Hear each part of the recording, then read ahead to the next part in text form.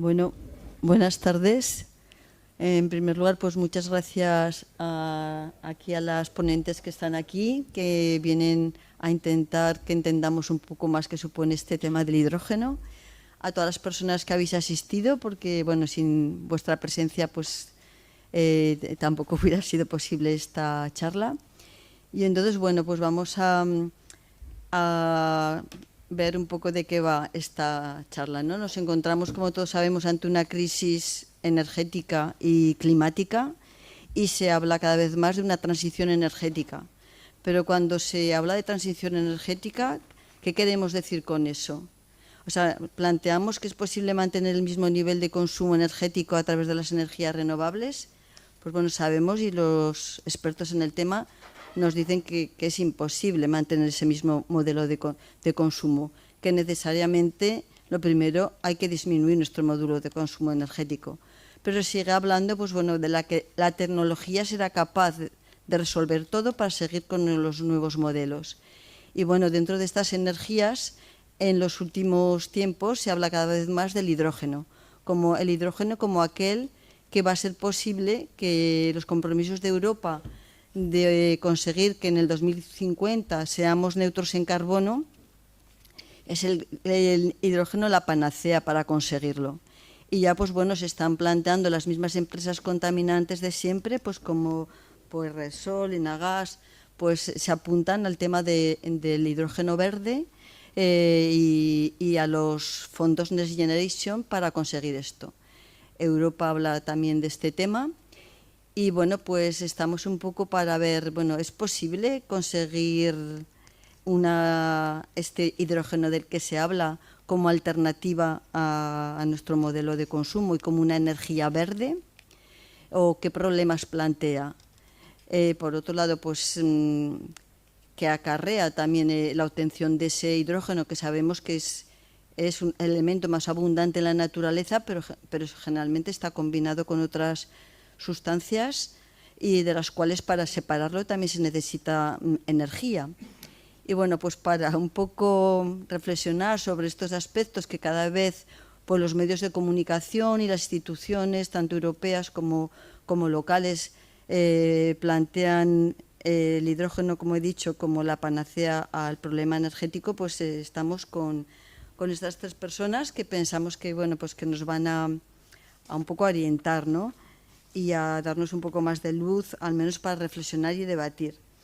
Entonces, bueno, aquí a mi derecha está Josep Nualar Corpas, que es investigador del Observatorio de la Deuda en la Globalización y que en la línea de justicia climática, principalmente sobre energía. A continuación pues está Marina Gros, que es activista del área de energía y clima, así como responsable de la campaña La Verdad del Gas de Ecologistas en Acción. Y después pues tenemos ya al final a Antonio Casas, que lo conocemos por muchas otras cosas relacionadas con IESA y bueno, hemos asistido a muchas charlas. Él es profesor del Departamento de Ciencias de la Tierra y miembro de Geoforo. Y bueno, pues él nos va a hablar sobre todo del hidrógeno geológico y sus perspectivas como fuente de energía. Y Josep, que es el primero que va a intervenir, nos hablará un poco más de los planes actuales a nivel europeo y vías de financiación. A continuación, pues bueno, Marina ya nos hablará un poco más de los proyectos a nivel de Aragón. Bueno, entre Antonio y Marina pues nos hablarán un poco del tema de los proyectos a nivel de Aragón y como también en algunos de los espacios de nuestro territorio se está planteando que tenemos allí mucho hidrógeno y que puede ser una fuente importante de alternativa para Aragón, pues además de las renovables y de los molinos y fotovoltaicas que ya invaden nuestro territorio. Entonces, bueno, yo sin más pues les paso la palabra y luego dejaremos un espacio de debate para que podamos hacer todas las preguntas que queramos y podamos irnos de aquí con las ideas un poco más claras. Así que muchas gracias a todo el mundo y empezamos. Pues voy a empezar yo, lo primero dándoos las gracias porque habéis venido el lunes después de Pilares, a las personas que estáis aquí presencial y también a las personas que están en casa. Voy a empezar rápidamente dándoos la parte técnica. Va a ser muy cortito, o espero que sea muy cortito, si no me cortarán las compañeras, para que estemos todas en la misma página, ¿no? De qué hablamos cuando hablamos del hidrógeno. Porque es verdad que últimamente es como un mantra, ¿no?, que aparece en los discursos políticos, en los discursos de las grandes energéticas, en el PNIEC, por ejemplo, en el Plan Integrado de Energía y Clima, aparece en todas las páginas, todo el mundo habla en los eventos sobre el hidrógeno y parece que el hidrógeno vaya a ser como la solución a todos los problemas que estamos enfrentando y que enfrentaremos en el futuro, ¿no?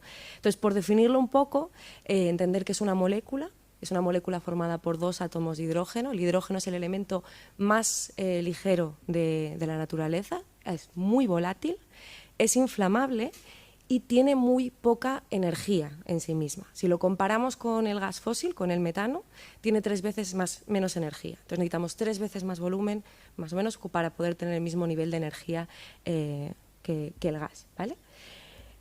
¿Qué es lo que define el hidrógeno? El hidrógeno ya lo estamos utilizando en algunos de los sectores. Vale.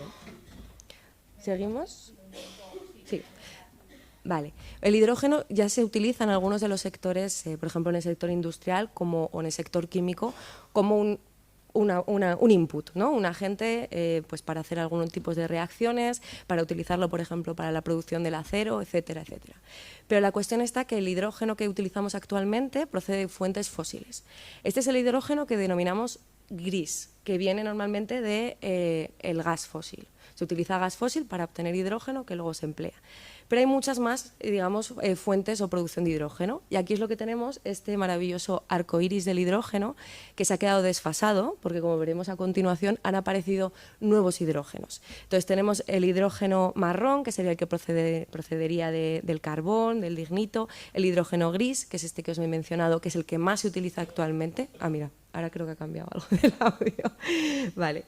Luego tendríamos el hidrógeno azul, que es procedente de gas fósil, pero con un proceso después que se capturaría el CO2, como que sería menos contaminante, pero este proceso todavía no se ha llegado a desarrollar, consumiría muchísima energía y todavía no hay visos de que se pudiera llevar a cabo. Tenemos el hidrógeno turquesa, tenemos el hidrógeno nuclear, que es el fucsia, ¿vale?, que este es el que está tratando de impulsar Francia, y también tenemos el hidrógeno verde, ¿no?, que este es el que generalmente, por lo menos en el Estado español, se está apostando. Este sería el hidrógeno que procede de electricidad renovable, la utilizamos para hacer funcionar un electrolizador y lo que hace el electrolizador es separar una molécula de agua en una molécula de hidrógeno y una molécula de oxígeno, ¿vale? Entonces obtendríamos hidrógeno y oxígeno. Y esta es la forma, digamos, sostenible para poder producir el hidrógeno verde. El problema, ¿no?, que esa es una de las cuestiones fundamentales, es cuánta cantidad de hidrógeno queremos producir. Esto es lo que genera los impactos. No es lo mismo si es una cuestión a nivel local muy dimensionada y muy calculada, ¿no?, de pequeño, con lo cual la planta que necesitas de producción a nivel de energías renovables es pequeña, la energía que se pierde por el camino es más pequeña. Sin embargo, cuando estamos hablando de macroproyectos, estamos hablando de exportar, estamos hablando de generar toda una economía basada en el hidrógeno como sustitutivo de los combustibles fósiles, que es lo que estamos viendo a día de hoy, es cuando empieza a haber esos problemas, ¿no?, por la escalabilidad. Y luego en este arco iris nos faltaría lo que se llama el hidrógeno blanco o dorado, o sea, yo lo he encontrado como de todos los nombres habidos y por haber, que sería el hidrógeno de origen natural, geológico, que después Antonio nos hablará un montón. Entonces, para que os hagáis una idea, una vez que hemos producido el hidrógeno, en este caso por la vía del hidrógeno verde, lo podríamos utilizar para varias cosas. Una de ellas es, como os he dicho, para los usos materiales, para industria, química, movilidad, etcétera, etcétera. O sea, hay como muchos usos en los que se está intentando impulsar el hidrógeno. Y otro de ellos es como uso como vector energético. El hidrógeno en sí mismo no tiene energía. O sea, sí que tiene energía, perdón, pero quiero decir, no es una fuente energética, es un vector energético. Es como la electricidad. La fuente energética de la solar es el sol. ¿no? Es la que proporciona la energía. Y sin embargo es la electricidad el vector energético que nos permite transportarlo de un sitio a otro. Pues lo mismo sucede con el hidrógeno. No tiene energía en sí mismo, sino que tenemos que invertir energía para obtenerlo y luego esa energía la podemos transportar a otro sitio y obtenerla de nuevo. Entonces, las problemáticas fundamentales en cuanto a la producción del hidrógeno es que pierde mucha energía en la fabricación. La electrolisis tiene muy baja eficiencia, hasta podemos perder un 30% de la energía en este proceso. Es muy difícil de transportar. Los gasoductos que tenemos actualmente están preparados para el metano, están preparados para el gas fósil, que es mucho más grande, con otro tipo de características. El hidrógeno es volátil, o sea, en cuanto encuentra una fisura, se mete, sale, tiene también la propiedad de que se adhiere a las paredes de las tuberías, que destroza las infraestructuras por dentro. Entonces es complicado de transportar y es complicado de almacenar también. Y bueno, pues tiene ciertas cuestiones con la inflamabilidad que también pues hay que tener en cuenta, ¿no? A nivel de riesgos y de peligrosidad. Y entonces, lo último que os quería mencionar, antes ya de pasar a Josep, era un poco el ver para qué usos el hidrógeno tiene sentido y que para qué usos no, ¿no?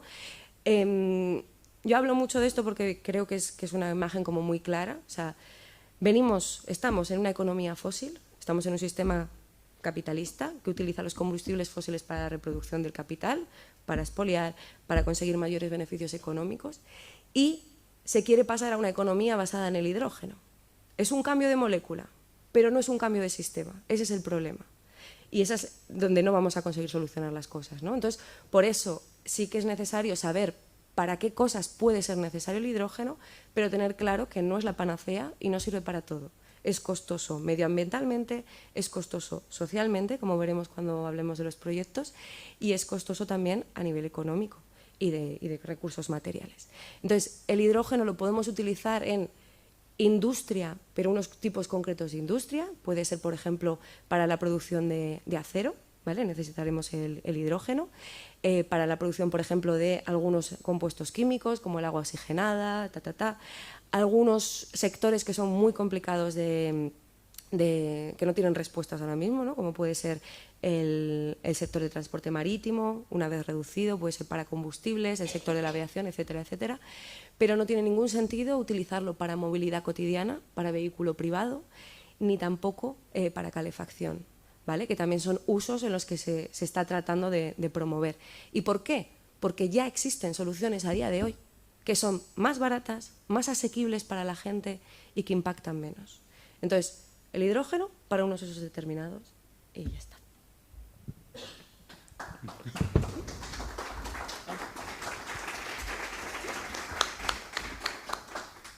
Vale, pues bueno, primero buenas tardes y muchas gracias a todas por asistir.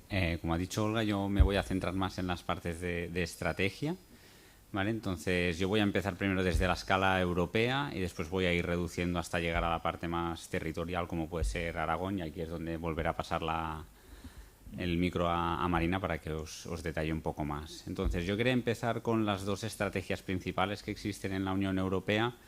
En el año 2020, ¿no? La Unión Europea ya empezó a trazar su estrategia del hidrógeno y entonces lo que dijo es que los dos principales objetivos era de llegar a producir 10 millones de toneladas de hidrógeno verde para el año 2030 y también pues que se necesitaban 40 gigavatios de electrolizadores para poder conseguirlo.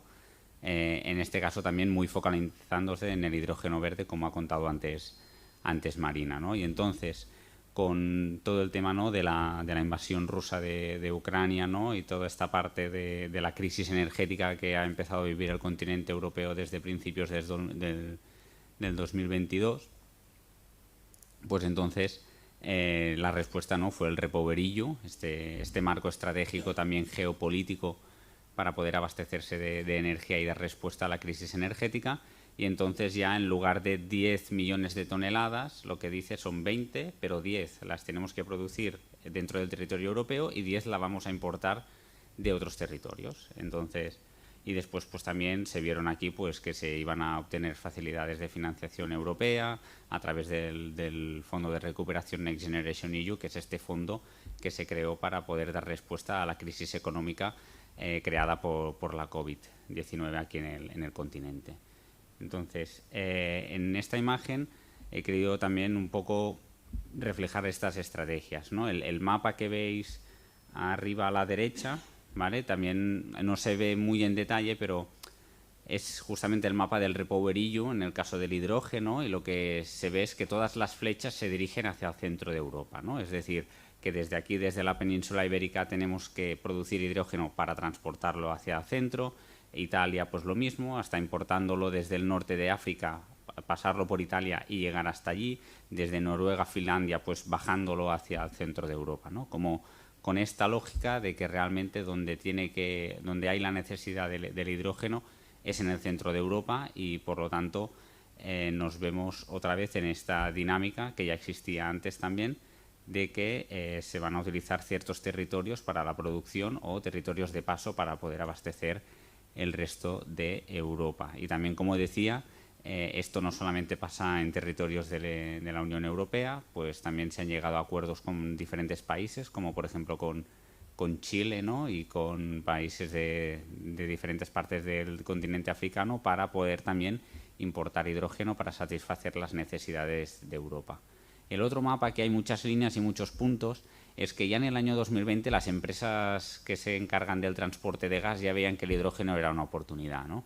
Y ellos ya estaban diciendo, vale, tenemos toda esta red de gasoductos, la vamos a transformar para transportar hidrógeno, y así seguimos estando en el poder y seguimos manejando toda esta parte de cómo circula la energía dentro de la Unión Europea, ¿no? Y entonces aquí es donde ya empresas como Enagas, ¿no? Que es la empresa de transporte de gas en el Estado español, ya se proyecta que será quien va a transportar el hidrógeno, cuando esto la Unión Europea hoy día aún está debatiendo quién va a ser el encargado, ¿no? Pero estas empresas ya estaban empezando a trabajarlo, y después he puesto también la hoja de ruta del hidrógeno verde, que es la estrategia del Estado español, ¿no? Para llevar a cabo el hidrógeno verde.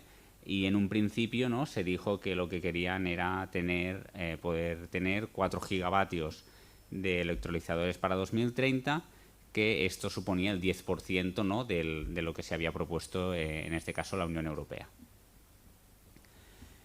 Entonces, si entramos ya un poco en el caso del Estado español, siempre hemos sido un poco particulares, en el sentido de que arriba a la izquierda veis el mapa de la actual red de transporte de gas fósil, ¿no? Y también de diferentes puntos de importación por barco en el Estado español.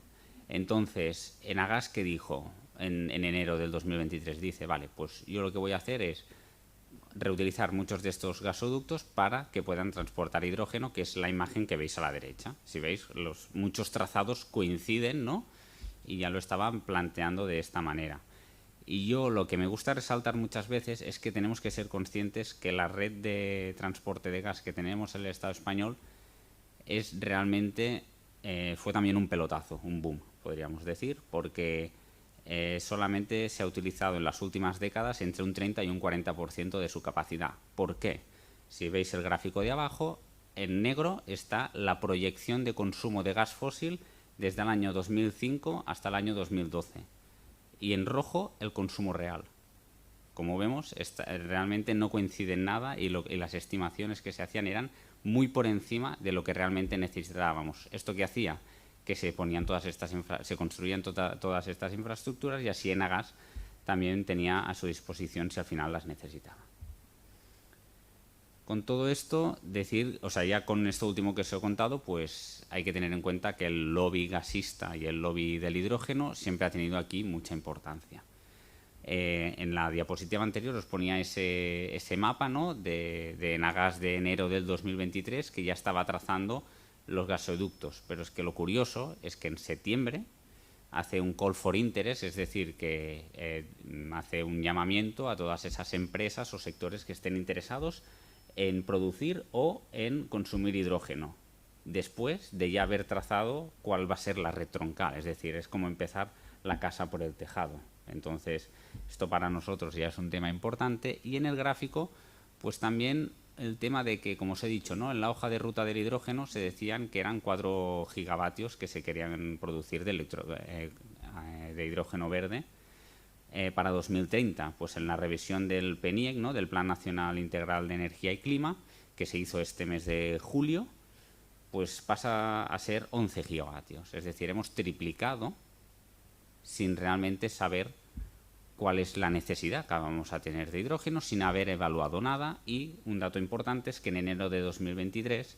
de todos los proyectos de producción de hidrógeno que hacían las diferentes empresas privadas, pues estábamos sobre unos 13 gigavatios. Es decir, que se acerca también mucho a eso que ya están planeando las empresas y no a lo mejor a las necesidades reales. Y entonces, la otra imagen es un meme que me gusta utilizar un poco, ¿no? No sé si habéis visto la película de No mires arriba, ¿no?, de Leonardo DiCaprio, de cómo aquí el empresario les intenta vender, ¿no?, a los políticos que lo que necesitan realmente es lo que necesita la empresa, ¿no? Y un poco también es aquí para hacer un poco de ironía en la situación. Entonces, si entramos en la parte de financiación, ¿no?, uno de los principales fuentes de financiación es el fondo Next Generation EU, que, como comentaba antes, es este fondo europeo para hacer frente a la recuperación económica después de la COVID. Entonces hicimos una investigación con compañeras de Francia, Italia y Portugal, ¿no?, y vimos pues que entre los 4 Estados miembros pues se iba a dedicar más de 6.000 millones de euros para la financiación de proyectos de hidrógeno, ¿no?, de este fondo, que en principio es para la recuperación económica y que también tiene que servir para el bienestar. Y un dato curioso para nosotras era que el tema de que en el caso del Estado español se van a invertir 1.560 millones de euros para la financiación del hidrógeno, mientras que para la sanidad pública, que fue lo que realmente pues petó en la COVID, pues solo se van a invertir 1.070, ¿no? Es decir, de que ya de aquí nosotros creíamos que la lógica con la que se va a crear también el Next Generation EU a lo mejor no es para satisfacer las necesidades reales que vimos con la COVID, sino también para seguir, pues como decía también Marina, con un mismo sistema o un mismo modelo sin cuestionarse absolutamente nada. También, siguiendo con el Next Generation EU, pues sí que ya se han sacado algunas convocatorias, ¿no?, para poder presentar proyectos de hidrógeno, y en algunos que ya se han aprobado. Ahora mismo pues se han aprobado por un total de 600 millones de euros, y entonces yo aquí remarco las 2 convocatorias principales para mí. Una era de 100 millones de euros y la otra de 150 millones de euros. Y por casualidades de la vida, quienes se han beneficiado en mayor parte pues son los logos de las empresas que veis justamente aquí, que como decíamos pues también son las mismas grandes empresas fósiles o grandes empresas energéticas que forman parte pues de este oligopolio energético aquí en el Estado español, pero también en otras fronteras, ¿no? Y de otra parte que nos parece aún más rocambolesca, porque esto en principio es una convocatoria pública, tú te puedes presentar, hay unos criterios y demás, es lo que se le llama la asignación directa, es decir, de que el propio ministerio o el Consejo de Ministros asigna a dedo a una empresa un monto para hacer un proyecto en concreto, y en este caso pues tenemos a ArcelorMittal, ¿no?, que es una de las grandes empresas en el sector metalúrgico, pues que se han asignado solo a ella por un proyecto para hacer acero verde, ¿no?, como le llaman ellos, pues por 450 millones de euros, y aquí sí que no hay ninguna manera de poder obtener esta información. Muchas gracias.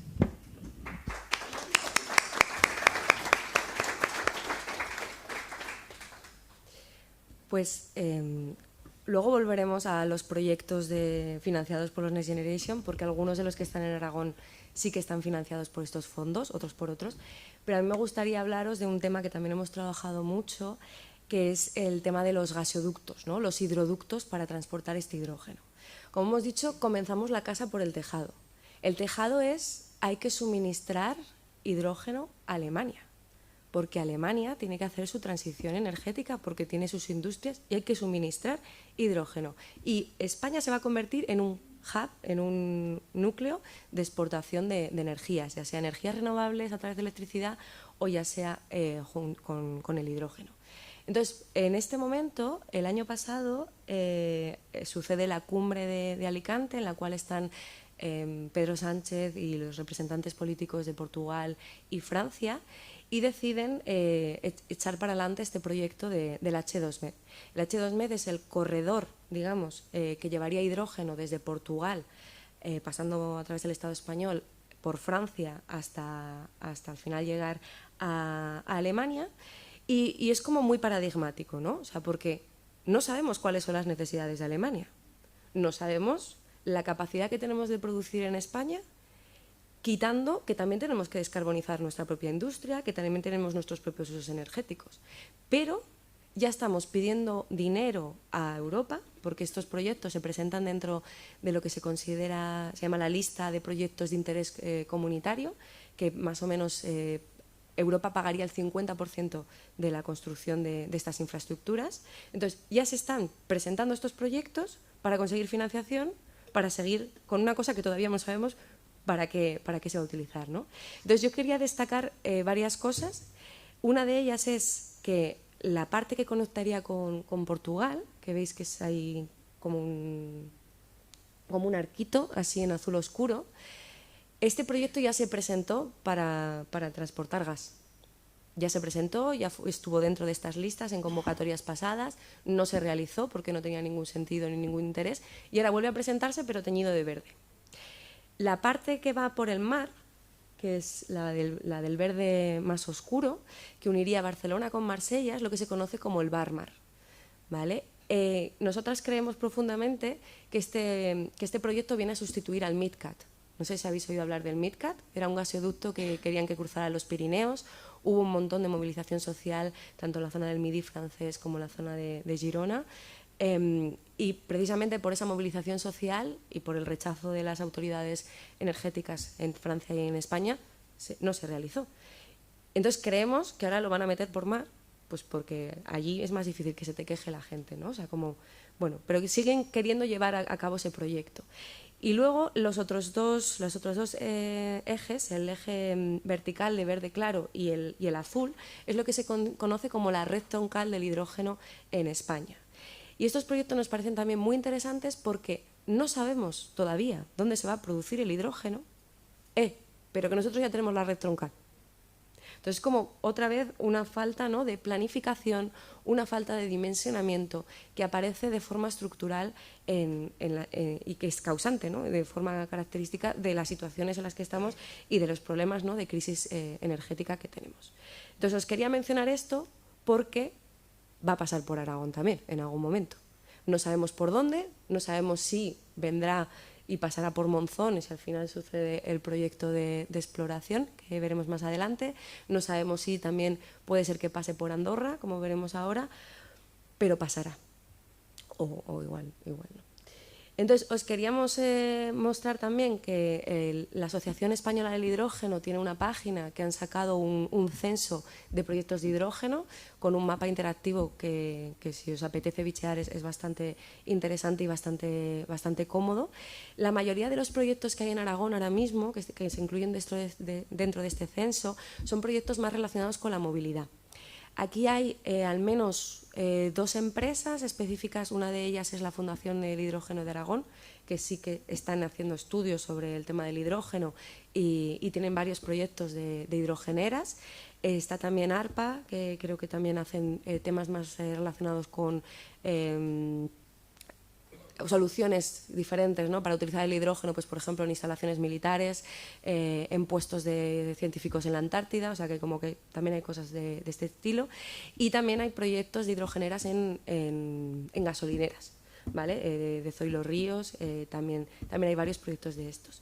A mí el tema de la movilidad es un temazo que podemos abordar cuando queráis, pero el melón realmente para mí lo importante es el tema de la producción, o sea, quién va a producir, dónde se van a poner los proyectos de producción y para qué van a servir, ¿no?, cuáles son el objetivo. Entonces, aquí os quería traer el proyecto de hidrógeno verde de Andorra. Este caso es un caso diferente porque en vez de venir por los fondos que hemos visto antes, viene por los fondos de transición justa. Lo que sucede es que cuando se termina, ¿no?, el proyecto de la térmica de Andorra, se hace un concurso para ver quién presenta proyectos, para ver qué se va a hacer con este espacio, ¿no? Y qué recursos y qué salida se le da a la población y a la comarca, ¿no? Entonces, una de las propuestas es esta producción de hidrógeno. Es un proyecto que todavía no hemos analizado, porque también no hemos llegado a poder tener el proyecto en las manos ni leerlo, pero bueno, que ya os los nombro para que sepáis que está vigente, que está aquí, y que por eso digo que igual una de las posibles vías del H2Med o de la red troncal acabe pasando por esta región. Otro de los proyectos que sí que quería comentar es el proyecto Pillar, que ya el propio nombre es como muy interesante. Este lo hemos analizado con las compañeras ecologistas en acción, hicimos un trabajo aquí con José Ángel y con Jesús Amperit y presentamos alegaciones al mismo. Es un proyecto que sí que tiene financiación de los fondos Next Generation, es un proyecto de lo que denominan pioneros. ¿Y cuál fue nuestra sorpresa cuando lo analizamos? Que no tenía ningún sentido. O sea, a nivel técnico y a nivel de uso final no tenía ningún sentido para nosotras, ¿no?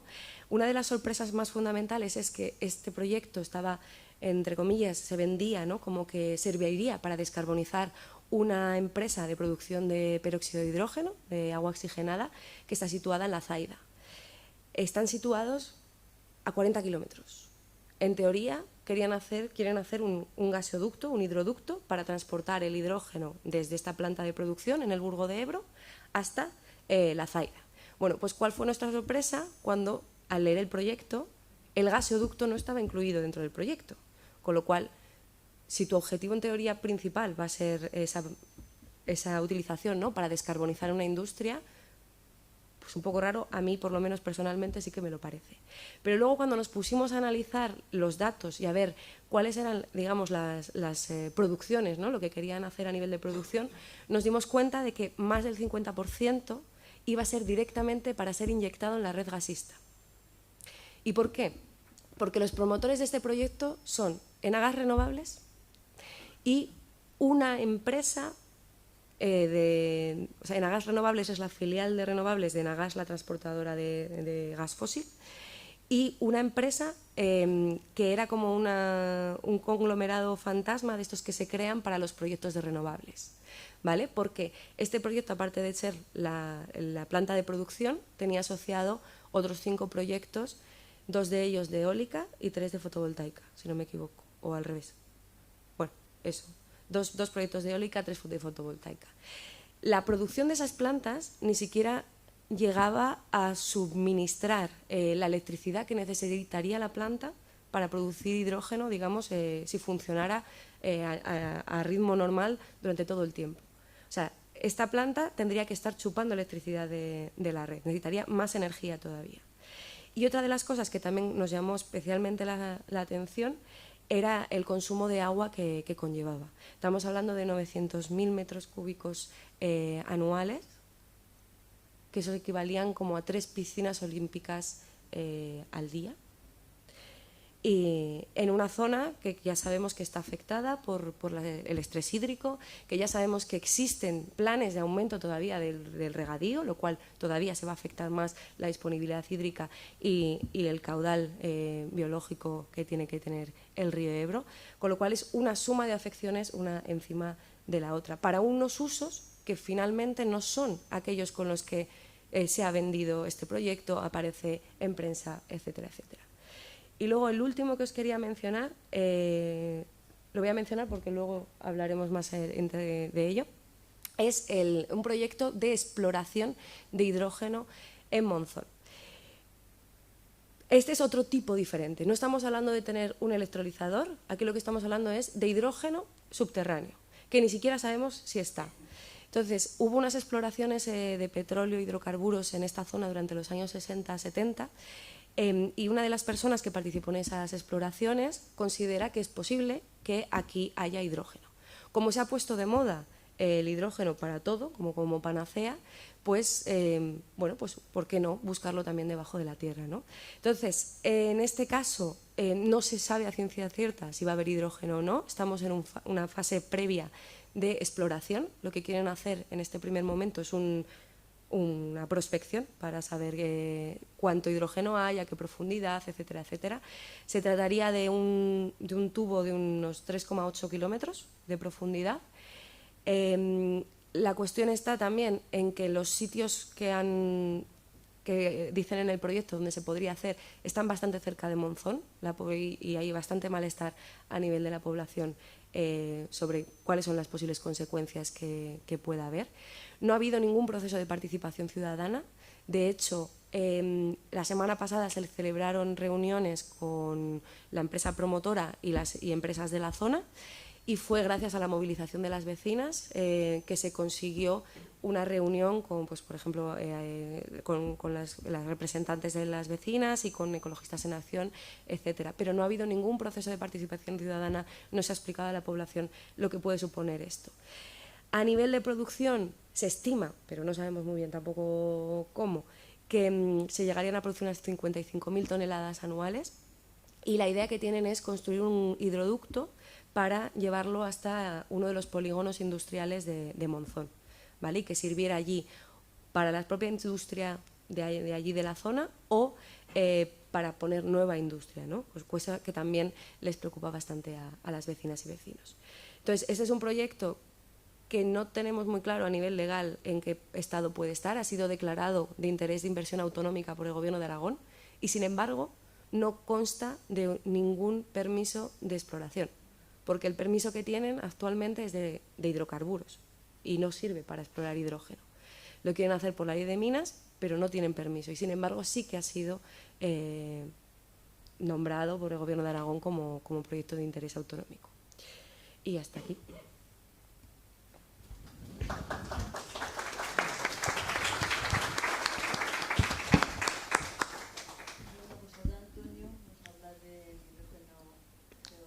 Bueno, me ha tocado la parte más friki, pero vamos, no voy a utilizar la terminología que normalmente utilizamos en geología. No me he cortado tampoco a la hora de poner términos y palabras, pero bueno, luego si queréis al final en el coloquio pues se puede, bueno, podéis preguntar lo que queráis, ¿eh? Entonces, bueno, el hidrógeno geológico tiene como esas tres partes que aparece ahí, que sería el hidrógeno libre, que es el más interesante, el que aparece en inclusiones y el que aparece como hidrógeno disuelto. El hidrógeno, bueno, como ya habéis comentado antes, pues eso es un elemento pues volátil, difícil de que exista así como tal en la naturaleza, y por eso desde el punto de vista científico en sí mismo es interesante. O sea, que no es de extrañar tampoco que haya habido una parte de la comunidad científica, unos pues en plan aprovechategui, digamos, como la gente que se dedica a la fusión nuclear, que ha visto una forma de financiación y de sacar dinero de aquí a los años que vengan, y otra parte de científicos que sí que están genuinamente interesados en los procesos de cómo el hidrógeno se forma y se almacena en las rocas, ¿no? Entonces, bueno, y luego las tres formas de generación, luego las vamos a ver un poquito más en detalle, ¿eh? Que hay hidrógeno en la naturaleza, pues se sabe, pues no sé si es leyenda o es real, el fuego este de Quimera, de la zona sur de Turquía, de Antalya, donde dicen que se cogió el fuego para encender la primera antorcha olímpica, ¿no? Aquí. Entonces han estado funcionando durante 2.500 años los fuegos estos, y se cree que ese hidrógeno, bueno, no se sabe muy bien mediante medidas isotópicas, o sea, a partir de la composición de los átomos del hidrógeno se puede intentar saber cuál es el origen. Vamos a ver que tiene distintos orígenes, y entonces, bueno, pues hay un poco de discusión en este caso, o hay una ambigüedad sobre si el origen es más bien de tipo, bueno, que lo vamos a ver ahora, de la serpentinización, que he suelto por primera vez la palabra para que os suene, o si procede de la actividad volcánica.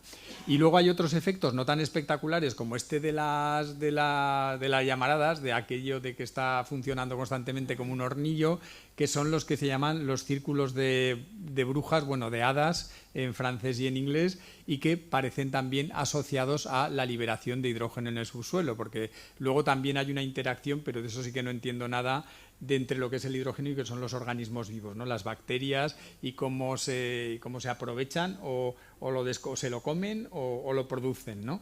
Pero bueno, es otra historia, pero bueno, se asocian estas estructuras que aparecen así en la naturaleza, pues también se asocian a la liberación de hidrógeno.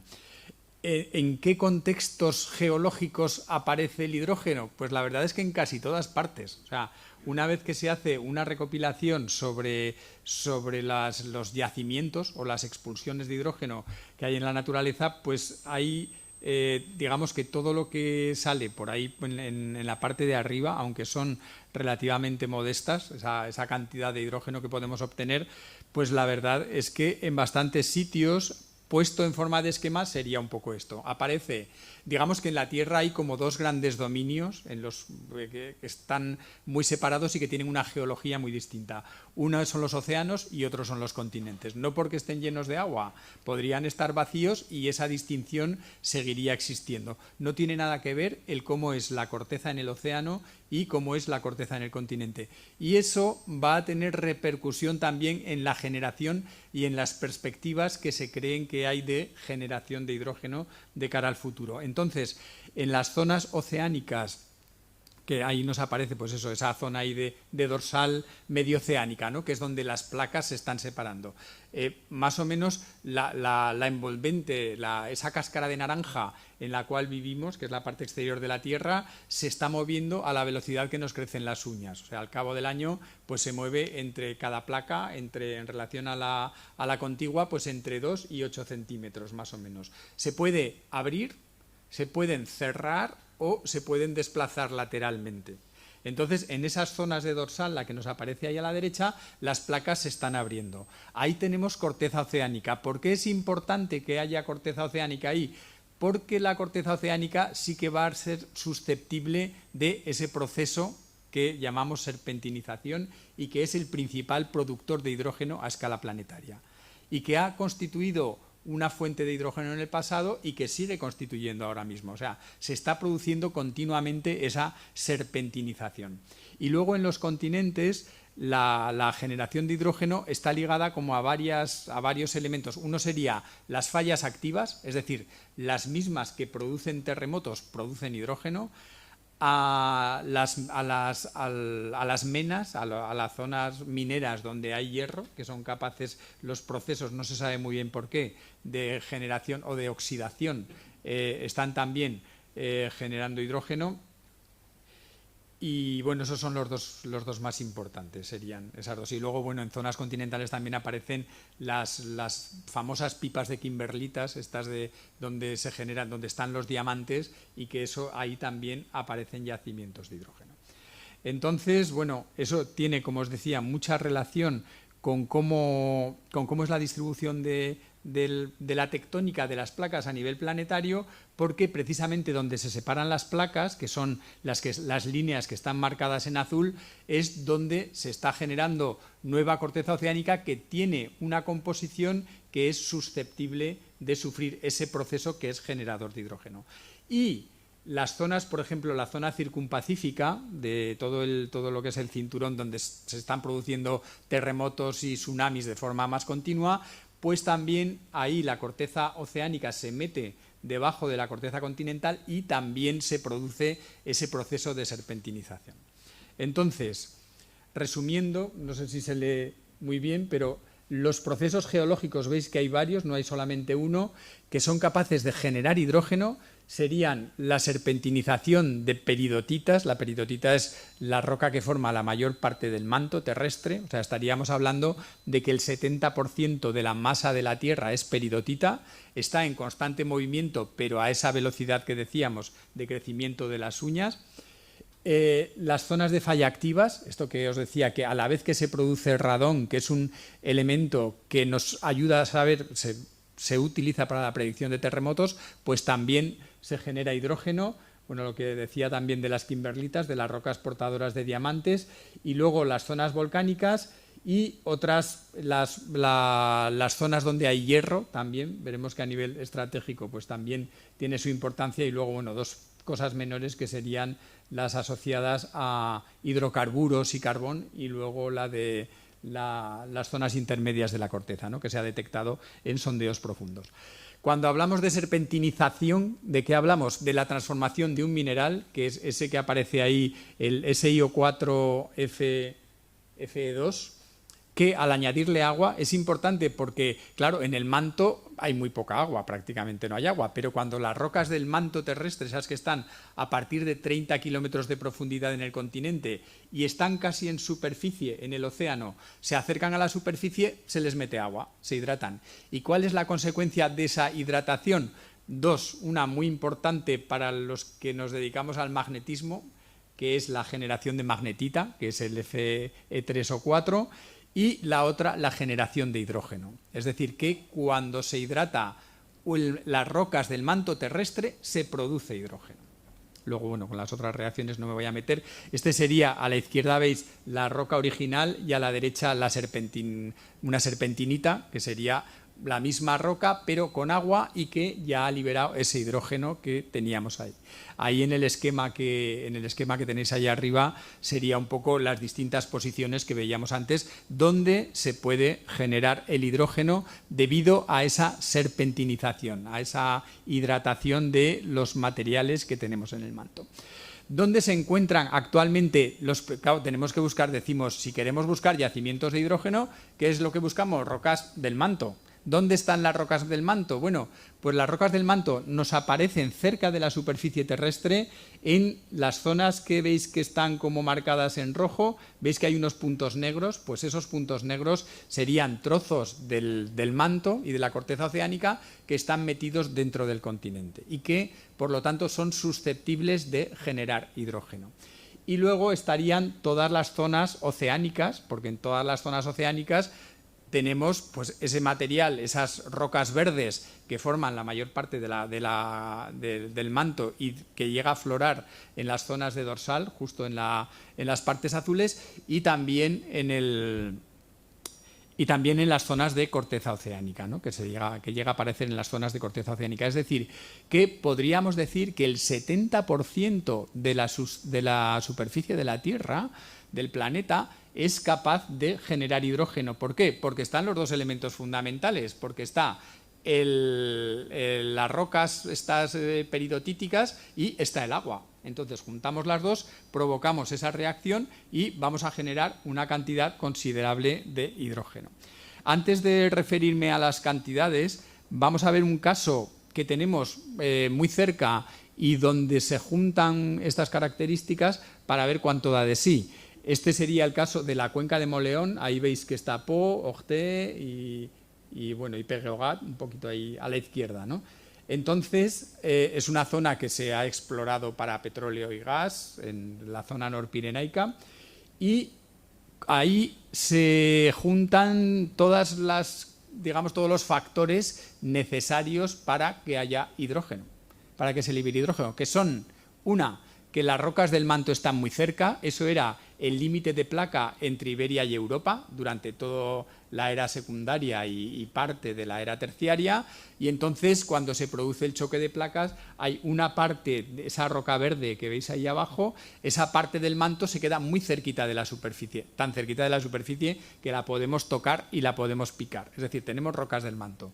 Luego tenemos lo que llamamos trampas, o sea, tenemos una cubierta impermeable y después tenemos una roca almacén debajo que es capaz de acumular el hidrógeno. ¿Qué elementos o qué características se ven en superficie y que nos permiten decir que ahí está saliendo hidrógeno? Pues veis los circulitos esos, uno se puede imaginar o puede en la imagen, esto es una imagen de Google Earth, veis que parece que se ven zonas con poca vegetación, la que aparece, por ejemplo, en el centro de la imagen y allí a la derecha, que parece que sean círculos de cercle de Fe, ¿no? Pues estamos en el otro lado. Y eso, curiosamente, coincide con esa alineación. Hay una bola de roca verde ahí a la derecha, hay otra bola de cosa verde oscura ahí a la izquierda y coincide con esa alineación de rocas del manto. Es decir, que se combinan todos los factores necesarios para que haya hidrógeno. ¿Cuánto hidrógeno hay? Pues la verdad es que bastante poco. A nivel científico sí que es una curiosidad interesante y gente de la Universidad de Depot está constantemente midiendo, sería la curva que nos da la producción de hidrógeno, sería la amarilla, la generación de hidrógeno que está saliendo a superficie, ¿no? Que se mete en el sondeo y que sale. ¿Cuánto es? Bueno, he puesto para comparar la que hay en la zona de Malí, que es también una de las zonas importantes donde está saliendo hidrógeno, y como veis, pues en general estamos en torno a los 500 ppm. Aquí sería la acumulación semanal, o sea, ahí parece que hay una dependencia de los ciclos lunares, mareales, no se sabe, o sea, la Tierra sube y baja con las mareas y con los ciclos lunares y parece que tiene algo que ver, para un elemento tan volátil, pues tiene algo que ver. Pero como veis en general, la generación de hidrógeno en sitios donde las condiciones son muy favorables, más cercanas de aquí, pues es bastante escasa. A nivel global, ¿dónde encontramos el hidrógeno en general? Pues sería, este es el mapa que han hecho, bueno, a partir de una recopilación de indicios en diferentes sitios. Lo que es importante a nivel geoestratégico también, como veis, pues es que la mayor parte de los yacimientos están en lo que sería la antigua Unión Soviética y más concretamente en Rusia. Hay una zona muy importante también, un alineamiento en la zona del Donbass, porque están las minas de hierro, de la zona también de alineación de hierro más importantes que hay en la zona, y eso pues da también para pensar en términos geopolíticos si hay determinados movimientos que van pues eso, asociados a controlar no solo los futuros yacimientos, tiene que ver más con los hidrocarburos, los futuros yacimientos de hidrocarburos, que tienen que ver con la mancha roja que sale ahí a la derecha, que sería el norte de Siberia, que curiosamente toda la zona de plataforma, que es probablemente la última frontera de los hidrocarburos que hay a nivel planetario para cuando se deshiele el Ártico, pues por una de estas casualidades, pues está toda dentro de lo que sería Rusia, ¿no? Y claro, uno se puede poner a elucubrar, ¿no?, en términos geopolíticos, pero en la última guerra de Crimea del siglo XIX, el Imperio ruso perdió Alaska, ¿no? No sé si en esta siguiente guerra de Crimea también va destinada a que el imperio, o lo que queda de imperio ruso, pierda esa parte de ahí, ¿no? Pero bueno, que sería ya hacer un poco de política ficción. Y entonces lo que sí que es cierto, lo que sí que es objetivo, es que la mayor parte de los yacimientos de hidrógeno se sitúan si hacemos la distribución por zonas, se situarían en esa zona del planeta. ¿Qué posibilidades energéticas tiene el hidrógeno dorado o el hidrógeno blanco que se llama? Bueno, pues la producción de hidrógeno se calcula también, calculado muy a lo geólogo también, o sea que esto puede variar en potencias de 10. Entonces sería de 254 ahí va, se me ha ido la potencia por 10 a la 9, está el superíndice, ahí sería 10 a la 9, serían 250 por 10 a la 9 metros cúbicos por año, que equivale aproximadamente a 3 kilovatios hora por metro cuadrado. Se han ido todos los superíndices, pero bueno, uno es cúbico, otro es cuadrado, ¿no? ¿Eso es mucho, eso es poco? Uno puede decir, es muchísimo, es una cantidad, o sea, 254 por 10 a la 9 metros cúbicos al año, pues serían 254.000 hectómetros cúbicos año de hidrógeno. Eso, lo que aparece a la derecha es la transformación en energía, también hecha un poco de aquellas maneras, me imagino, ¿no? Bueno, pues y entonces dices, ¿por qué no aprovechamos esta fuente de energía? Pues imaginaos lo que además coincide precisamente, el mayor flujo calórico que tiene la Tierra se genera en los océanos, que es también donde se va a generar o donde se está generando la mayor parte del hidrógeno. Bueno, pues el flujo calórico terrestre es de 42 por 10 a la 12 vatios. O sea, que equivale a 0,092 vatios por metro cuadrado. Si multiplicáis por 9.000 horas que tiene un año, os salen los kilovatios, los vatios hora que obtendríamos, en un año, y lo podemos comparar con la energía producida por el hidrógeno y la posible energía producida por el hidrógeno, y el hidrógeno se queda en nada comparado con el flujo calórico terrestre. ¿Podemos aprovechar ese flujo calórico terrestre? Pues evidentemente no. igual que no vamos a poder aprovechar todo ese hidrógeno que está saliendo continuamente del centro de la Tierra. Y claro, eso se queda en nada y eso también nos puede hacer reflexionar en relación a lo que es el cómo aprovechamos la energía, que la energía recibida del Sol, ahí también falta un 9, creo que están las dos, que es como, me parece que son, no sé si 10.000 veces más la energía que recibimos del Sol que la que está saliendo del centro de la Tierra, ¿no? O sea que esto iría un poquito en escala. Entonces, ¿qué es? Bueno, ahí a la derecha os he puesto las referencias de las que he sacado, algunas de las cuestiones que he puesto aquí, otras son más bien reflexiones propias. Entonces, el hidrógeno, ¿qué es el hidrógeno? Yo creo que ahora mismo no sabría decir si todo es un bluff, o sea, si todo es un globo que va a explotar dentro de 4 días y simplemente es una burbuja especulativa, alimentado por dos vertientes. Una, una sociedad que necesita una esperanza en que hay una fuente de energía mágica que lo va a resolver todo, y sin darse cuenta de que lo que está intentando sustituir los hidrocarburos es insustituible. O sea, no hay nada más, o sea, no hay nada equivalente a los hidrocarburos y los vamos a quemar todos, hasta la última gota de los hidrocarburos, digamos, baratos, ¿no? O explotables. Y por otra parte, lo que comentaba antes de ese sector científico que dice, bueno, pues ya que me van a financiar la investigación por este lado, pues me aprovecho.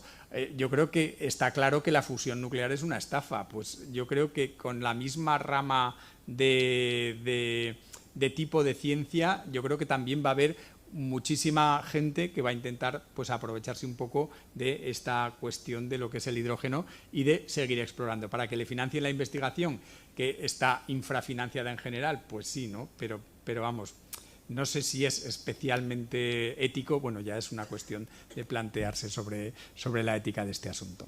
Bueno, y eso es todo.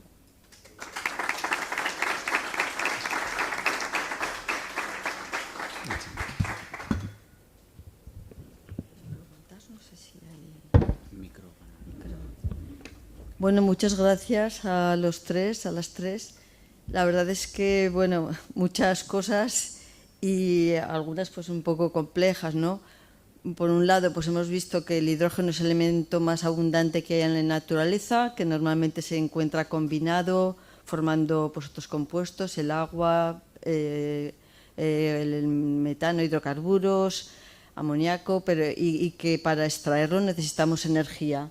Y que en esa extracción de energía pues hay una gran cantidad que se pierde, o sea, precisamente al estar combinado, contiene energía, lo extraemos, pero hay una gran cantidad de energía que se pierde en forma de calor y por lo tanto que es bastante ineficiente.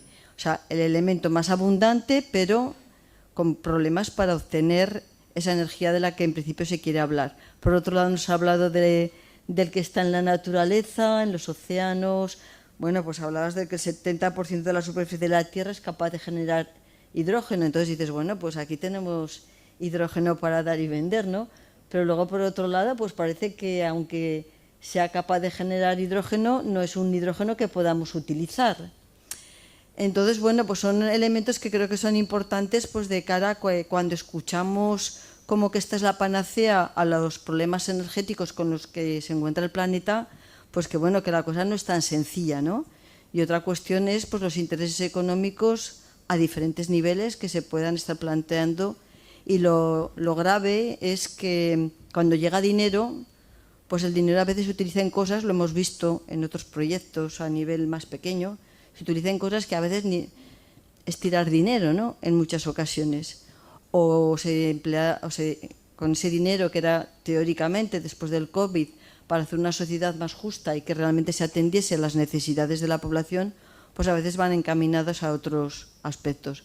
Pero bueno, aquí de todas maneras se trata de que sí que consideramos que estamos en un problema de crisis energética, que necesitamos buscar alternativas a los combustibles fósiles, que son los que nos han llevado a la gran cantidad de gases de efecto invernadero, que aunque hoy dejásemos de emitir, sabemos que durante muchos años seguiríamos sufriendo las consecuencias, pero que es grave esa transición y que, bueno, pues el tema es cómo se hace esa transición.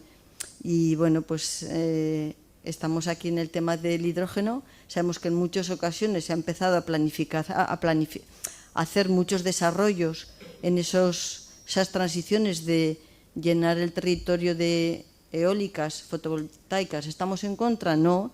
Hemos dicho siempre que queremos energías renovables. Otra cosa es cómo se están desarrollando. Pues igual con el hidrógeno puede utilizarse, pues igual sí, pero se está haciendo una planificación adecuada para esa utilización del hidrógeno. Pues esta es un poco la reflexión también.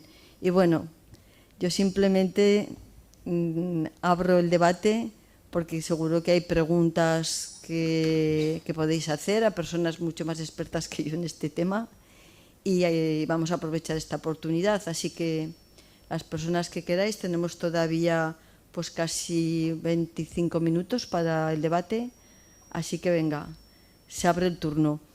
Como se está grabando, pues yo creo que igual a ver si podemos llevar el micrófono a las personas para que de esa manera se os puedan escuchar también la pregunta que hacéis. ¿O pasas por aquí o yo lo llevo?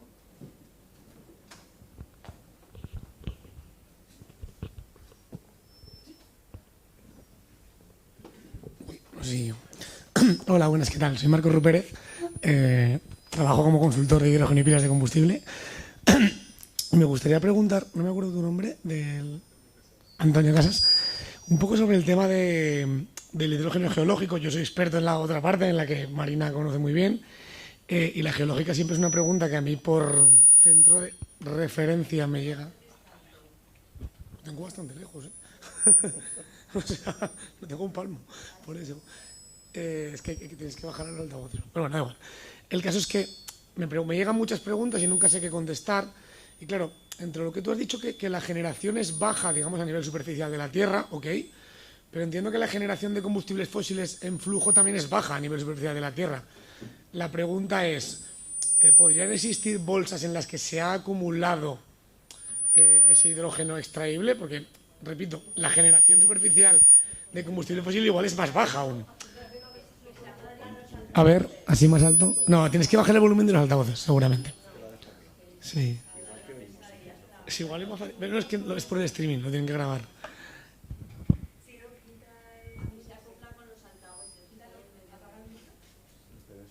No, es por el streaming, ¿no? Supongo. Ah, vale.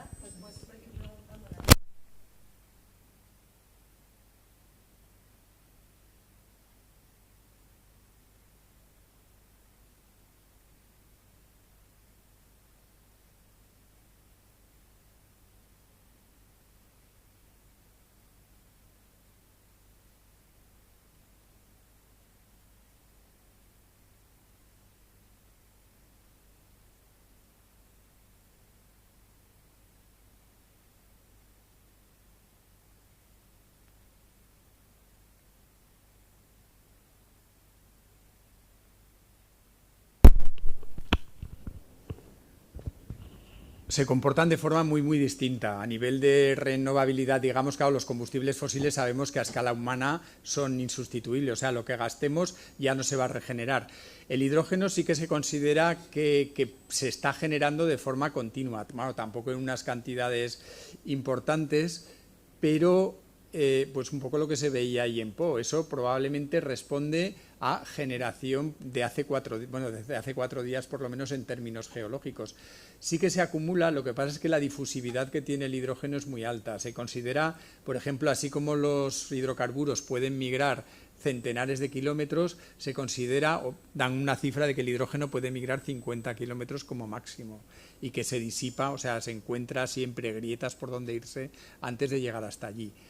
Pero digamos que sí que los combustibles fósiles sabemos que a una escala humana ni de decenas de millones de años no vamos a tener, no se van a producir nuevos combustibles fósiles, y el hidrógeno sí que se considera que se genera de forma continua. Lo que pasa es que en cantidades que hemos visto, en cantidades muy pequeñas, pero que sí que se acumula. Entonces yo veo aquí argumentos contrapuestos, porque si Sí. Habría que ver cómo contrapesa eso con el que se acumula más espacio, porque es una fuente de energía mejor. O sea, quiero decir, no desconozco la geología, pero según lo que estás diciendo, se genera una velocidad mayor que los fósiles. Sí. Aunque se acumula una velocidad menor, habría que ver cómo contrapesa una cosa con la otra. No, acumularse, pero quiere decir que se acumula una velocidad... Se acumula peor que los fósiles. Peor, eso es. Sí. Ya, que dices, sí. Sí, el problema no es de generación, el problema es de ser capaz de crear zonas donde puedas recogerlo, o sea, y donde puedas almacenarlo y donde puedas extraerlo. Pues has visto, o sea, que en general todo lo que tenemos son fuentes muy difusas. Es que por eso lo comparaba un poco con lo que es el flujo calórico de la Tierra, ¿no? Porque dices, sí, hay flujo calórico, ahí salen eso, pues 80 milivatios metro cuadrado, pero a ver cómo lo recoges, ¿no? Cómo lo aprovechas. Eso, claro, eso, sí. Pero sí que hay sitios donde sí que se registran acumulaciones. Lo que pasa que también necesitas mejores sellos. O sea, necesitas unas condiciones muchísimo más restringidas que las que tenemos para hidrocarburos.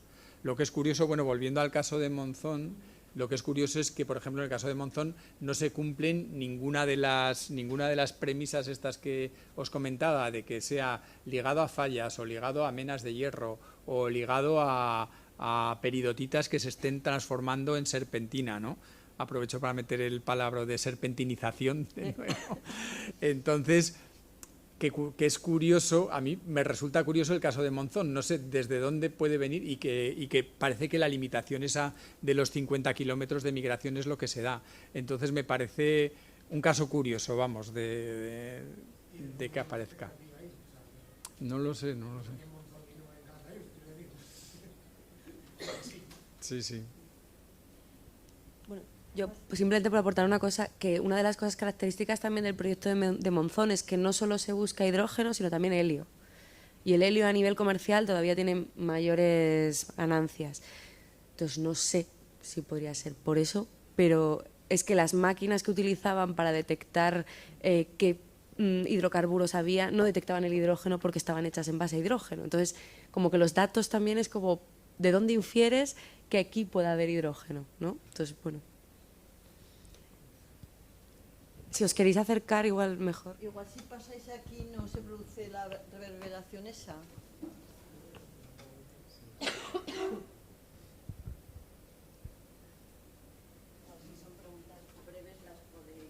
Bueno. Sí, bien. No, yo breve. Que me ha parecido interesante lo que has comentado del uso, de priorizar los usos, porque esto es algo que no se ha construido todavía, ese tipo de noción, ¿no?, de relato. Y parece que es hidrógeno para todos, ¿no?, renovables para todos, incluso para transportar afuera de España, ¿no?, o siendo que hay mucho en Aragón, pues hacia el País Vasco, hacia Cataluña. Pero esa idea de que el hidrógeno no se debería utilizar para según qué usos, me parece importante que tanto por parte de gente experta en esto como por parte de los medios que se le vaya yendo la idea a la gente de es que va a ser muy difícil la transición, como has dicho, no vamos a cambiar nada por los fósiles, o sea, no hay nada eficiente como eso, entonces que la gente se vaya situando en que para ciertos usos hidrógeno no sé, porque veo a la gente como muy disparada, venga, hidrógeno. Entonces, si se genera una emoción semejante, luego no sé eso cómo se puede echar para atrás, ¿no? No sé si quieres un poco recalcar qué usos son los que podrían ser más factibles. Pues esto es algo que estamos todavía estudiando. De hecho, sobre todo es la parte industrial, ¿no?, el que es el gran melón.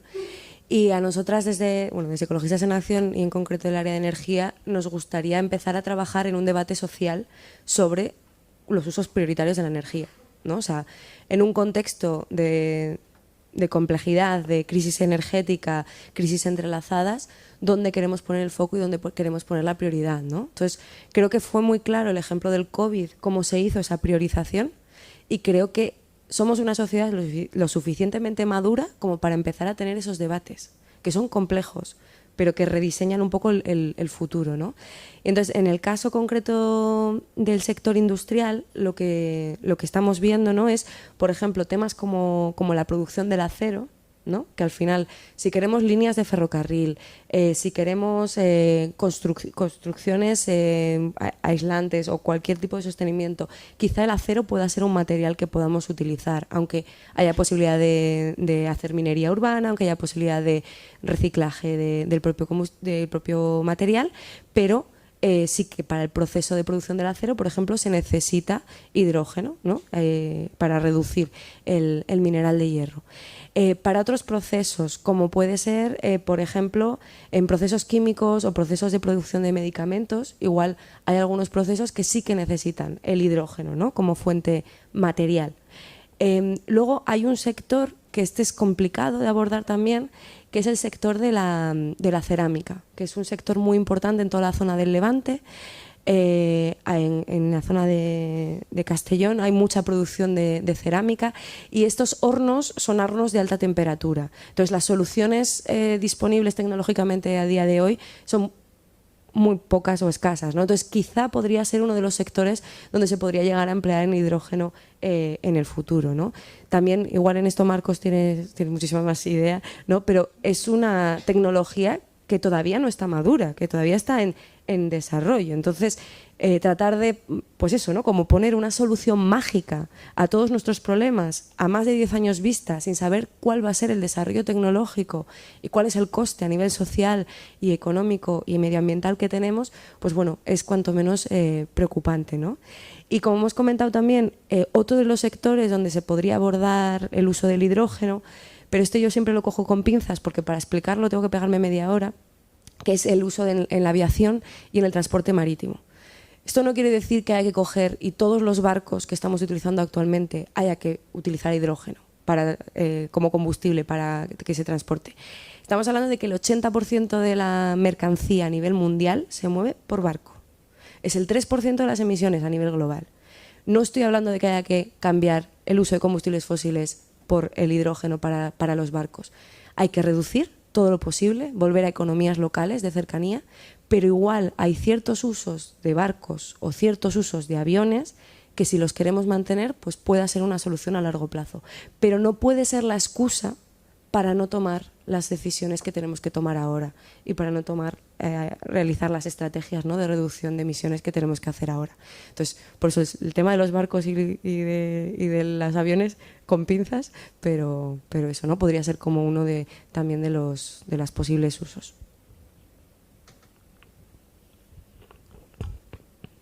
Nos quedan pues como 10 minutos. Entonces, ahí está Juan Carlos. ¿Hay alguien más que quiera hacer alguna pregunta? Lo digo por hacerlas todas a la vez y así se contestan, porque si no, no va a dar tiempo. Entonces, bueno, pues a ver, intentar que las preguntas no sean muy largas. Está Juan Carlos, está José Ángel y estás tú. ¿Pasáis por aquí a hacerlas? Sí, para Josep sobre todo, pero bueno, por extensión para todas si queréis.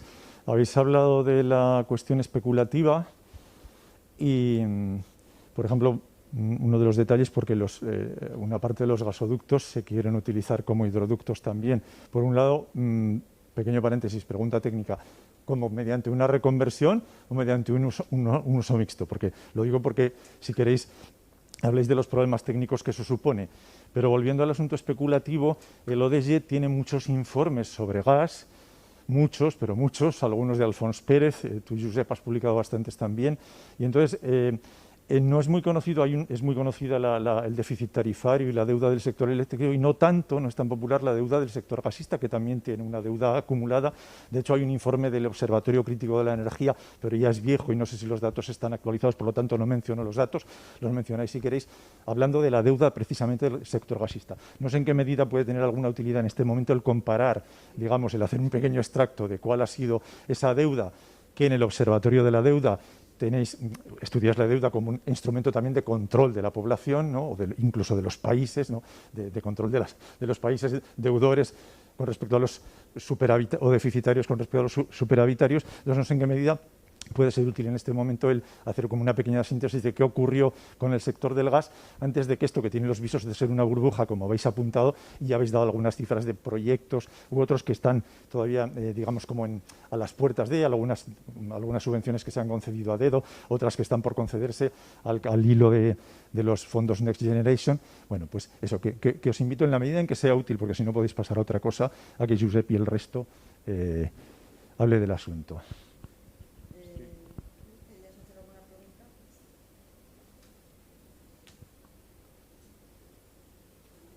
Juan Carlos, de Ecologistas en Acción. No sé si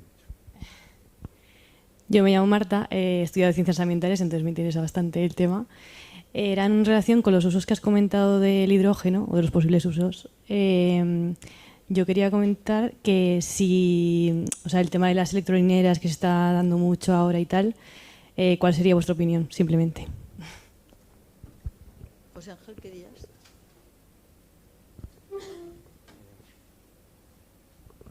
Bueno, la pregunta es sobre el tema del efecto invernadero que puede ocasionar el hidrógeno. No tengo cifras, no lo habéis comentado, y a lo mejor estaría bien comentarlo, porque sí que parece que es un gas que lo produce, ¿no? En la línea de eso, también decir que con el proyecto este de pillar, que estaba claro que era para pillar, pues la inyección del hidrógeno lo iban a hacer en un gasoducto convencional. Y el uso que eso puede tener, porque claro, luego llega conjuntamente el gas convencional y el hidrógeno se mete ahí. Ese era una de las partes de ese proyecto, ¿no? La otra parte, me parece que aproximadamente al 50%, una parte iba para eso, lo metemos al gasoducto convencional, con lo cual los problemas de posibles escapes pues estaban ahí, y otra parte era para producir, como ha dicho Marina, hidrógeno como materia prima para producir agua oxigenada, posiblemente también amoníaco y posiblemente luego derivados que podrían estar relacionados con pesticidas y también con producción de abonos inorgánicos. En ese sentido, lo que se producía también era que estaban chupando de una subvención para conseguir abaratar costes y producir más barato lo que estaba produciendo en la fábrica de la Zaida. Quiero decir que esa era la línea a seguir, pero claro, con los beneplácitos de determinados organismos ya. Bueno, pues si acaso entre las tres... Vale, pues yo voy a responder a Juan Carlos.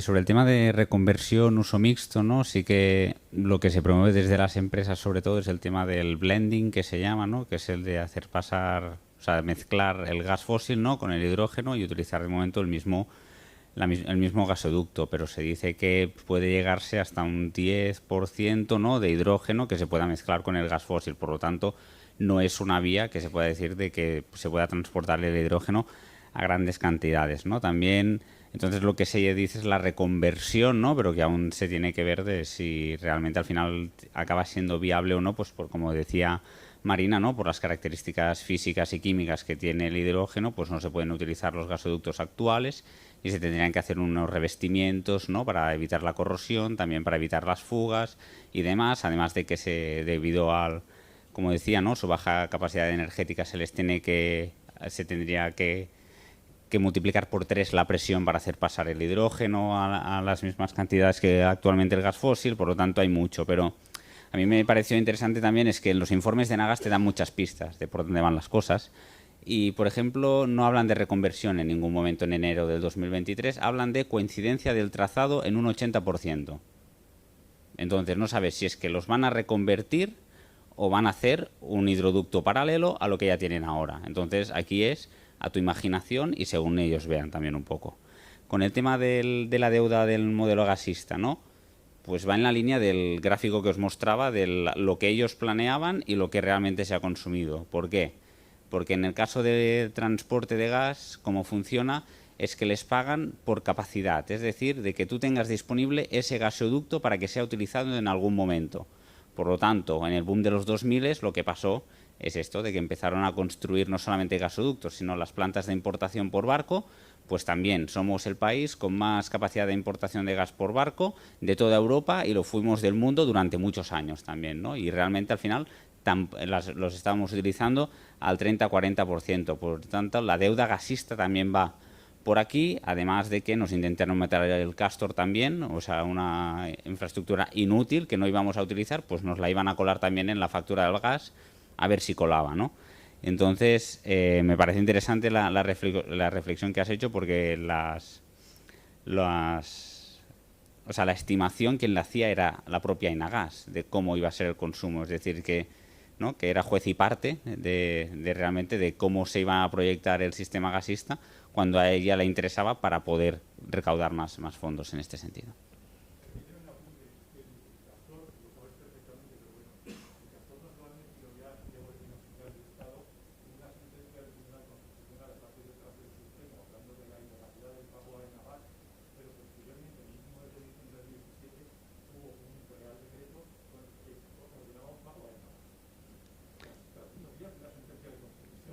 Sí, el tema es el pago de Enagas, porque se hizo a través de los bancos también, que refinanciaron la deuda y demás, pero que en principio en nuestra factura ya no está. En la factura no está, sino que ahora hay aquí un tejemaneje legislativo jurídico que están viendo al final cómo, si se le va a pagar o no a la empresa, cómo va a ser, porque ahora no es solamente la empresa, sino que los bancos le han dado un préstamo a 30 años con unos intereses. Por lo tanto, los bancos también están pidiendo su parte, ¿no? Y ahora estamos ahí en un tejemaneje de juzgados de a ver al final cómo se resuelve. Pero de momento, en principio, en nuestra factura no está. Pero como tú dices, veremos. Vale, pues yo tengo el tema de las hidrolineras y el tema del impacto climático. Pero has mencionado también fertilizantes, entonces si da tiempo hablaré, y si no, pues lo dejamos aquí. Sobre las hidrolineras, nosotras trabajamos en red, pertenecemos a la red Gas No Solución, que somos más de 20 organizaciones en todo el estado, y nosotras no somos expertas en transporte, pero hay gente de esta red que sí que lo es. Por ejemplo, Transport and Environment, ECODES han trabajado mucho el tema del hidrógeno en el sector del transporte. Entonces, las conclusiones claras a las que se llega es que hay que hacer un balance entre la energía que se pierde, la tecnología y las opciones disponibles y las necesidades que tenemos como sociedad, ¿no? Entonces, en base a eso, para el sector del transporte individual por carretera no tiene sentido el hidrógeno. Existe el coche eléctrico, existe el transporte colectivo, el transporte compartido. Hay una pérdida energética muy grande, ¿no? Entonces, no tendría ningún sentido hacer ese tipo de infraestructura, teniendo en cuenta que para poder que haya coches de hidrógeno hace falta un sistema de puntos de recarga de coches de hidrógeno. Y no es lo mismo que poner un punto de recarga de un coche eléctrico. Estamos hablando de unos niveles de comprensión intelectual también para poder hacerlo. Entonces, no estamos hablando de lo mismo, ¿no? Hay mucha inversión para la infraestructura, para el suministro, etcétera. En el caso de lo que son furgonetas, autobuses urbanos, camiones pequeños, también existen ahora mismo soluciones para eso. También tener en cuenta que el modelo de movilidad basado en combustibles fósiles también tiene que transformarse. Si hacemos una transición es porque estamos transformando realmente la forma que tenemos de vivir, ¿no? Entonces va a haber un cambio también ahí. En el caso de lo que son los autobuses de más larga distancia, sobre todo cuando son rutas concretas o incluso de rutas de camiones, pues por ejemplo, camiones que van de Portugal hasta Polonia, ¿no? Que estamos hablando de rutas muy largas, ahí sí que se puede plantear algún tipo de camión de hidrógeno. Pero también plantearse si no existen la posibilidad de comercio local o rutas de mercancía en tren, que sería otra de las opciones. En cuanto al transporte ferroviario utilizando hidrógeno, hay varios proyectos promovidos también por fondos europeos. En Europa, si no recuerdo mal, creo que era Dinamarca, tuvieron un proyecto de tren de hidrógeno y lo han echado para atrás, porque no sale. Alemania, Alemania también. Ah, vale. O sea, que se están echando para atrás muchos de estos proyectos, sobre todo el tema de ferrocarril. Y eso, y creo que el tema de aviación y transporte marítimo, ya lo he comentado. Entonces eso sería como un poco la historia.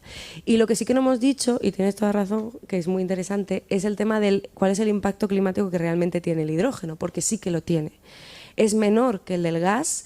Estamos hablando de que el gas con respecto al CO2, ¿no?, que es como donde se mide, el gas tendría como 86 veces más potencial de calentamiento global que el CO2, pero el hidrógeno tiene 33, ¿vale? O sea, que también tiene un impacto y es un impacto mayor que el del CO2. Con la característica, que eso es a mí una de las cuestiones que más nos preocupa, que es muy volátil, puede hacer fragilización de materiales, se puede escapar por cualquier lado, con lo cual no sabemos realmente cuál es el impacto que podemos llegar a tener, ¿no? Actualmente, por ejemplo, a nivel europeo se está haciendo una regulación sobre las emisiones de metano, ¿vale?, para detectar metano, para que las empresas detecten metano, sellen las fugas de los pozos de extracción de petróleo, de las minas de carbón, que también se produce ahí, de toda la infraestructura gasista. Estamos liberando mogollón de metano a la atmósfera de las infraestructuras existentes de los combustibles fósiles. Y eso que el metano, se sabe la tecnología, se sabe las reparaciones, etcétera. No me quiero imaginar lo que puede llegar a suceder con el hidrógeno. Aunque es verdad que lógicamente tú dices, un compuesto tan caro, pues no lo querrán dejar escapar. Pero es que yo ya no me fío de absolutamente nada. Entonces, hay un efecto que hay que tener en cuenta y que hay que mencionarlo, ¿no? Tenemos que terminar porque son las 8:30.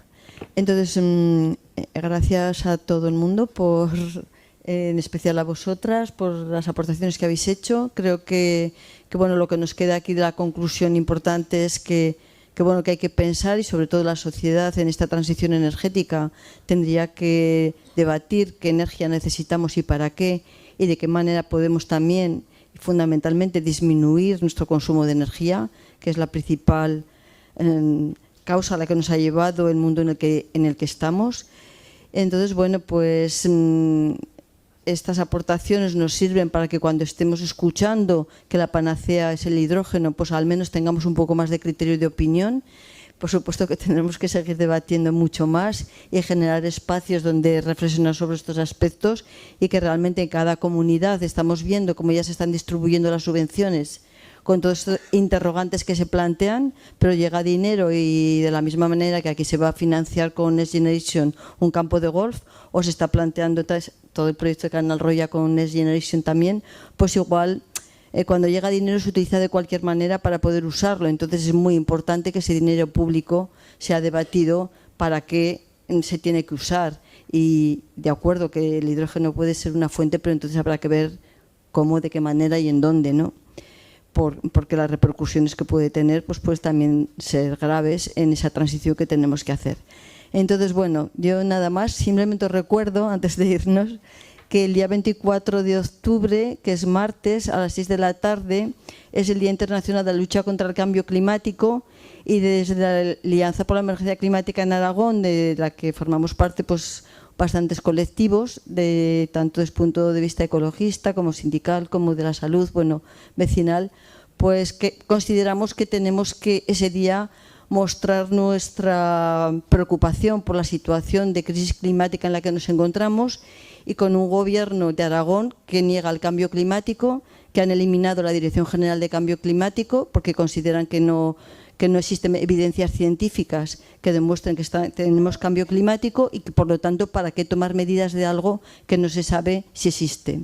Entonces, ante esta situación pensamos que es urgente que la sociedad manifestemos pues que la inacción climática mata, que ya estamos sufriendo las repercusiones del calentamiento global, de los fenómenos meteorológicos extremos aquí y en otros lugares, y que es urgente que esta dirección general no tendría que desaparecer, porque precisamente tendría que ser desde allí, desde donde se coordinasen políticas de los diferentes departamentos de agricultura, de ganadería, de salud, pues de adaptaciones al cambio climático, y bueno, pues no podemos quedarnos callados, ¿no? Entonces os pedimos a todas las personas que difundáis que a las 6 de la tarde en la Plaza Santa Engracia nos concentraremos, y se hará también como una performance con personas en el suelo simulando la muerte, por si alguna os queréis venir con la sábana blanca, y si no, pues apoyar. Creo que es muy importante, no podemos quedarnos callados y bueno, pues os animamos a que lo difundáis y que acudáis. Y luego me han dicho también que diga que el viernes en Ansar se va a hacer una charla sobre las repercusiones del porcino en Aragón, que es otro de los temas graves que tenemos en esta comunidad, donde tenemos ya más de 8 cerdos por persona, y con las repercusiones que eso tiene pues también a todos los niveles, ¿no? Sociales, económicos, ambientales. Y bueno, pues sí que si queréis asistir, no sé a qué hora es, Jesús, la charla, a las 7 de la tarde en la calle Armisen, pues Mariano Mérida dará una charla sobre el tema del porcino y las repercusiones en Aragón. Así que nada más, muchas gracias y hasta la próxima.